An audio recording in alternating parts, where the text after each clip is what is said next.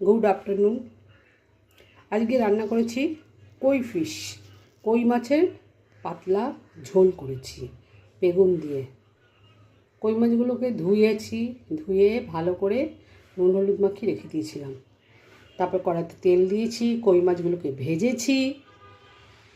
একটু বড় বড় ছিল বলে আমি হাফ করেছি, ভেজে তুলে রেখেছি।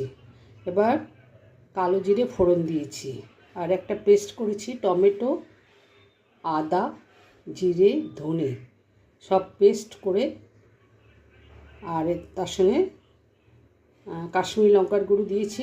ঝালটা বেশি দিইনি, আমাদের বাড়িতে ঝাল কম খায়, তা সেই এটা দিয়ে আমি বেগুন কেটেছিলাম, বেগুন ভাজিনি, কেমন করে করেছি সেটা বলছি। কালো জিরে ফোড়ন দিয়ে একটু শুকনো লঙ্কা ফোড়ন দিয়েছি একটা, দিয়ে এই পেস্টটা দিয়েছি।